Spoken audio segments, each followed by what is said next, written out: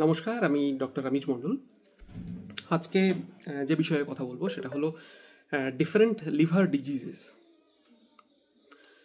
Specially এটা পেটসদের নিয়ে আলোচনা করছি। তো পেটসদের লিভার ডিজিজ নিয়ে আলোচনা করবো। অ্যাকচুয়ালি লিভার ডিজিজ এটা একটা ব্ল্যাঙ্কেট টার্ম আমরা ইউজ করি লিভার ডিজিজের ক্ষেত্রে, কেননা অনেকগুলো সমস্যা বা অনেকগুলো কারণে লিভারের বিভিন্ন ডিজিজ হতে পারে। সেটা ইনফ্ল্যামেশন হতে পারে, বা কোনো ইনএফিসিয়েন্সি হতে পারে, বা কোনো ম্যালফাংশন হতে পারে ইত্যাদি। তো এই ব্ল্যাঙ্কেট টার্মটা ইউজ করা হয় তার কারণ লিভারকে অনেক রকমভাবে ক্ষতিগ্রস্ত হতে হয়। যেমন ইনফেকশিয়াস ডিজিজ যদি হয় তাহলে বিভিন্ন ব্যাকটেরিয়া, ভাইরাস, ফাঙ্গাস এবং আরও প্যারাসাইটাল ইনফেকশনের জন্য লিভারের কোনো একটা সমস্যা হতে পারে, 1 নম্বর। 2 নম্বর, কিছু ব্যাকটেরিয়াল ইনফেকশন থাকে তার জন্য হতে পারে। যেমন ভাইরাসের ক্ষেত্রে ক্যানাইন হেপাটাইটিস বলা হয়, সেটার ক্ষেত্রে ইনফ্ল্যামেশন হয় লিভারে। আর লেপ্টোস্পাইরোসিস এক ধরনের ব্যাকটেরিয়াল ইনফেকশন, সেটা স্পেশালি লিভারকে অ্যাফেক্ট করে, মানে স্পেশালি ক্যানাইন লিভারের কথা বলছি। এটাকেও লিভার ডিজিজ বলা হয়। আর আরেকটা ক্ষেত্রে যেটাকে জন্ডিস বলা হয়, সেটা কিছুই না, অ্যাকচুয়ালি বিলিরুবিনকে ডিসচার্জ করতে সাহায্য করে লিভার।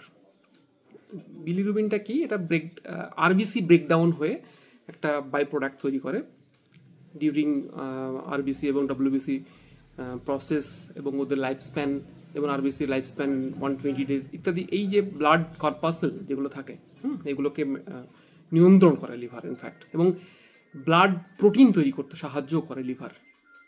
ব্লাড প্রোটিনগুলো কি করে? অ্যাকচুয়ালি এটা ক্লটিং এজেন্ট আর কি, মানে ব্লাড ক্লটিং করতে সাহায্য করে, এবং এটাতে লিভার প্রিন্সিপাল ভূমিকা পালন করে।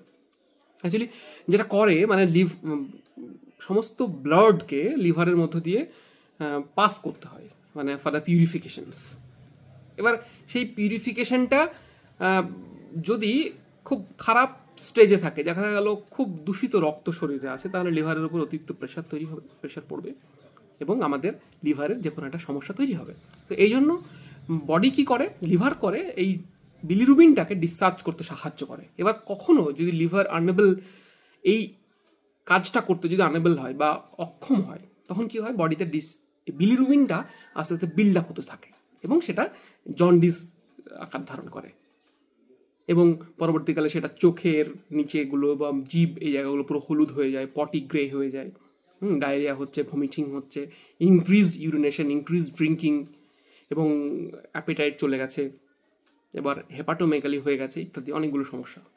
এই জন্য লিভার ডিজিজ যখন আমরা আলোচনা করছি না, লিভারের এতগুলো ইম্পর্টেন্ট ফাংশন, তার কোনো একটা ফাংশনে যদি সমস্যা তৈরি হয়, সেটাকে আমরা লিভার ডিজিজ হিসেবে ভাবি। এবার হ্যাঁ, প্রাইমারি এবং সেকেন্ডারি দুটো টার্ম আমরা ইউজ করি। প্রাইমারি মানে ডাইরেক্টলি রিলেটেড উইথ লিভার, বা লিভার পার্টিকুলারলি কোনোভাবে কোনো ফাংশন করতে পারছে না ঠিক করে, সেটা প্রাইমারি লিভার ডিজিজ।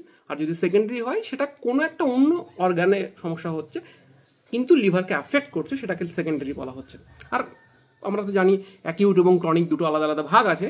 তবে এই সাকসেস মানে প্রগনোসিস যেটাকে বলা হয়, যে একটা রোগ হলো, সেই রোগের সাকসেসফুল বা সাকসেস রেটটা কতটা ওষুধ দেওয়ার পর, বা রোগ হলে সবসময় যে ওষুধ দিতে হবে নয়, রোগ হলে মেডিসিনস লাগে, লাইফস্টাইল চেঞ্জেস লাগে, ফিডিং হ্যাবিটস চেঞ্জ করতে হয়। তো এই 3টে জিনিসের একটা সাকসেস কতটা হতে পারে। তো অ্যাকিউট হলে সাকসেস রেট অনেকটাই ভালো, তার কারণ লিভার অ্যাকচুয়ালি নিজেই রিজেনারেট করতে পারে এবং নিজেকে রিপেয়ার করতে পারে।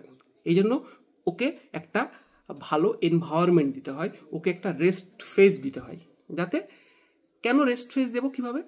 লিভার কি করে, ব্লাডটাকে, দূষিত ব্লাডকে পরিশোধিত করতে সাহায্য করে। এই জন্য আমরা করবো কি, যে মোর কার্বোহাইড্রেট লেস প্রোটিন ডায়েট ওকে দেবো। তাতে কী হবে, লেস প্রোটিন দেওয়া থাকলে তার অ্যামোনিয়া ফর্মেশনটা কম হবে, রক্তটাকে কম দূষিত করবে, এবং লিভারের উপরে চাপ কম পড়বে। যেহেতু ও এই জিনিসটা করে, ডিটক্সিফিকেশন করে, তো ডিটক্সিফিকেশনের যে রেটটা সেটা অনেকটা কম হবে, এবং লিভারের উপরে অতিরিক্ত যে বার্ডেন থাকবে সেটা অনেকটা কম হবে, সাবসিডাইজড হবে আর কি। তো এইভাবে আমরা লিভারের ডিজিজগুলোকে বিভিন্ন অ্যানালিসিস করি। আর সঙ্গে সঙ্গে যদি কখন দেখা যায় যে কোনো পার্টিকুলার সমস্যা হচ্ছে, জন্ডিস হতে পারে, বা বিভিন্ন কথা আমি বিভিন্ন রোগের নাম করলাম, সেগুলো যদি হয়, সেগুলোর সঙ্গে সঙ্গে আমাদের যেটা করতে হয়, ব্লাড ফ্লোটা দেখতে হয়, কমপ্লিট ব্লাড কাউন্ট চেক করতে হয়, এক্স রে করে দেখতে হয় হোল অ্যাবডোমিনের। এক্স রে যদি না হয় অ্যাকিউরেট, সেটার জন্য ইউএসজি করার প্রয়োজন হতে পারে। তাছাড়া ইউরিন অ্যানালাইসিস করে দেখতে হয়, এবং পুরো প্রসেসটাকে আমরা এইভাবে আমরা নিয়ন্ত্রণ করতে পারি।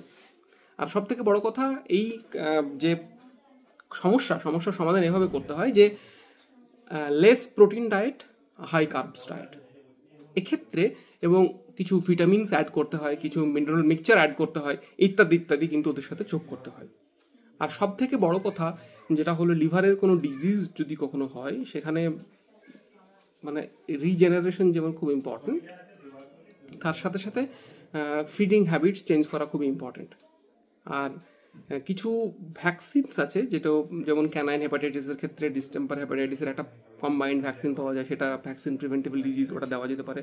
তার সঙ্গে সঙ্গে যদি কখনো দেখেন যে পার্টিকুলার কোনো নিউরোলজিক্যাল সিমটমস হচ্ছে, আর কোনো সমস্যা নয়, বাট সেটা হেপাটোসেলুলার এনসেফালোপ্যাথি বলা হয় সেটাকে, এটা নিউরোলজিক্যাল একটা সিমটম, তো সেখানে সিজার্স হয়, ব্লাইন্ডনেস হতে পারে, বা হেড ডিপ্রেসিং হতে পারে, বা ডিপ্রেশন হয়, বা হেড প্রেসিং ইত্যাদি হয়,